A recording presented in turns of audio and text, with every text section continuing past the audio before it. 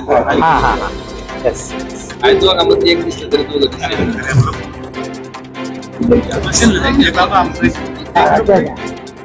कुठलं का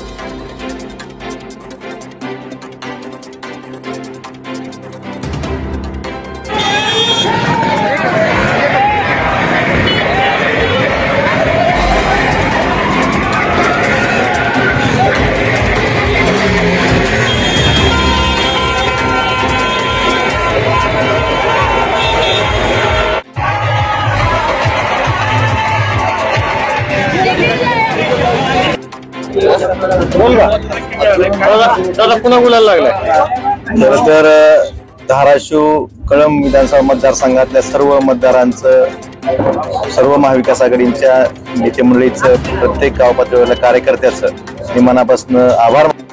त्यांनी घेतलेल्या कष्टामुळे त्यांनी दाखवलेल्या विश्वासामुळे आज हा विजय मला मिळू शकला आणि निश्चितच हे ऋण आहे ते फेडण्यासाठी मी इथून पुढे आपल्या मतदारसंघासाठी काम करत आहे.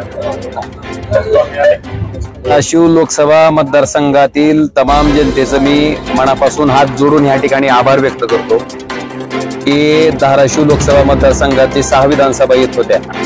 त्याच्यामध्ये धाराशिव विधानसभा, धाराशिव कळंब विधानसभा, उमरगा लोहारा विधानसभा, त्याचबरोबर आताच्या माहितीनुसार बार्शी विधानसभा पण सोपल साहेब त्या ठिकाणी निवडून आलेत. आता फक्त एक जागा भूमपरंडा वाशीची चालू आहे, अजून मतमोजणी आहे.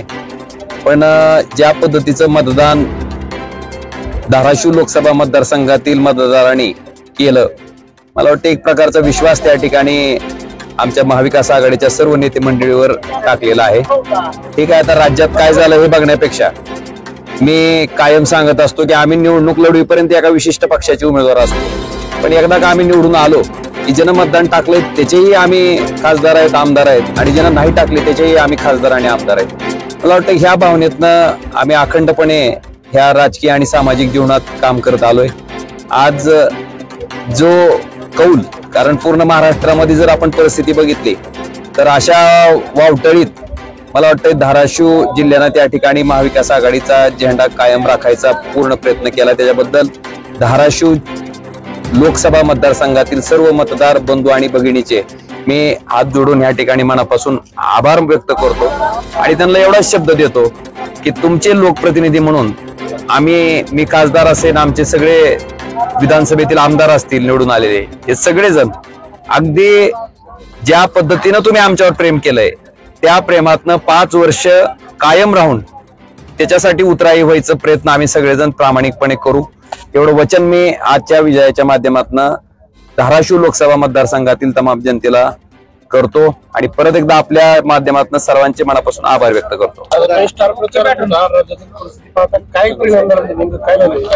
आता कसं आहे, मला वाटतंय ज्या पद्धतीनं भारतीय जनता पार्टीनं लाडक्या बहिणीच्या बाबतीत त्या ठिकाणी सगळ्या गोष्टी पसरवल्या, मला वाटतं त्याचाही परिणाम आहे आणि बऱ्याचशा गोष्टी आहेत. आता मला वाटतं त्याचं विवेचन निश्चितपणे महाविकास आघाडीची नेते मंडळी करतील, त्याची कारण मीमांसा होईल.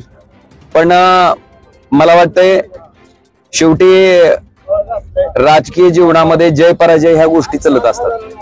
मला वाटतंय जरी विजय झाला तरी तो पचवून लोकांसाठी काम करायची क्षमता लागते आणि जरी पराजय झाला तरी सुद्धा त्याच ताकदीनं लोकांसाठी झटण्याची क्षमता त्या माणसात असावी लागते. मी माझं एक उदाहरण देतो. 2014ला जेव्हा मी विधानसभेला पराभूत झालतो त्या दिवशी अशीच काउंटिंग संपली, 5 वाजता काउंटिंग संपली आणि 6 वाजता एका माझ्या गफारबाई म्हणून आमच्या जवळचे आहेत, त्यांच्या लग्न होतं घरातलं.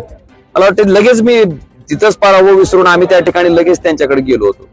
त्याच्यामुळं जय पराजय चलत राहते, पण लोकांनी जो विश्वास त्या ठिकाणी आपल्यावर टाकलाय त्या विश्वासाला पात्र राहून प्रामाणिकपणे लोकांसाठीच लोकांच्या माध्यमातूनच कार्यरत राहू एवढा शब्द आणि वचन मी आपल्या माध्यमातून धाराशिव लोकसभा मतदारसंघातील तमाम जनतेला देतो. कारण महायुतीचे पदाधिकारी याला सुनामी म्हणतायत आणि तुम्ही आता वावटळ म्हणले, नेमकं त्याला सुनामी म्हणायचं वावटळ म्हणायचं आता काय म्हणायचं ती म्हणू देते मी, असं पण चलत असतंय.